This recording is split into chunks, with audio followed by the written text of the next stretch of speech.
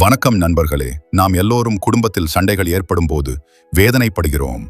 அதற்கு முன் ஒன்றை நினைவில் வைத்துக் கொள்ள முடிவு எடுங்கள். அதுதான் மாயாஜால வார்த்தை. ஒரு வார்த்தை வெல்லும், ஒரு வார்த்தை கொல்லும். சண்டையிட்டு வேதனைப்படுவதற்கு பதிலாக அமைதியாக சென்றால் வெற்றி நிச்சயம். ஆனால் கஷ்டப்பட்டு அடக்குகிறேன், முடியவில்லை என்பவரா நீங்கள்? அப்படியெனில் கீழ்கண்டவற்றில் கவனத்தை செலுத்த முயற்சி செய்யுங்கள்.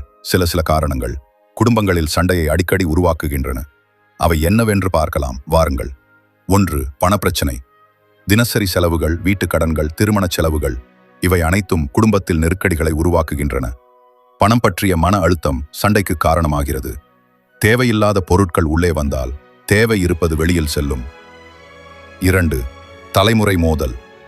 மூத்தவர்கள் பாரம்பரியம் சொல்ல, இளைஞர்கள் புதிய யோசனைகள் சொல்ல, இவை ஒத்துப்போகாத போது சண்டை உருவாகிறது. நான் சொல்வதுதான் சரி என்ற மனநிலை முக்கிய காரணம். நாளைய நாட்டை காப்பாற்ற இன்றைய வீட்டில் ஒத்துழைப்பு கொடுத்து வாழுங்கள். முன்னேற நினைக்கும் நாம் விட்டுக் கொடுப்பதில் தவறில்லை என்ற மனப்பக்குவம் வேண்டும். முன்னோரின் சிரிப்பு முக்கியமானது. 3. ஆணாதிக்கம். பெரும்பாலான குடும்பங்களில் ஆணின் கட்டுப்பாடும் பெண்ணின் சுயவிருப்பமும் மோதுகிறது. மதிப்பும் சமரசமும் இல்லாத உறவுகள் சண்டைக்கு வழிவகுக்கும். 4. உறவினர்கள் தலையீடு. பக்கத்து உறவுகள் தங்கள் கருத்தை சொல்வது சில நேரங்களில் குடும்பத்தில் பிளவிற்கு வழிவகுக்கிறது. 5. தகுந்த நேரத்தில் பேசாமல் இருந்து கொண்டு தவறான நேரத்தில் பேசுவது, தெளிவாக பேசாமல் தனது உணர்வுகளை மறைப்பது, இது கூட சண்டையை வளர்க்கும். அருகிலிருந்தும் மனதோடு தூரமாக இருப்பது மிகவும் ஆபத்தானது. இந்த சண்டைகளுக்கு தீர்வு இருக்கிறதா? ஆம், இருக்கிறது.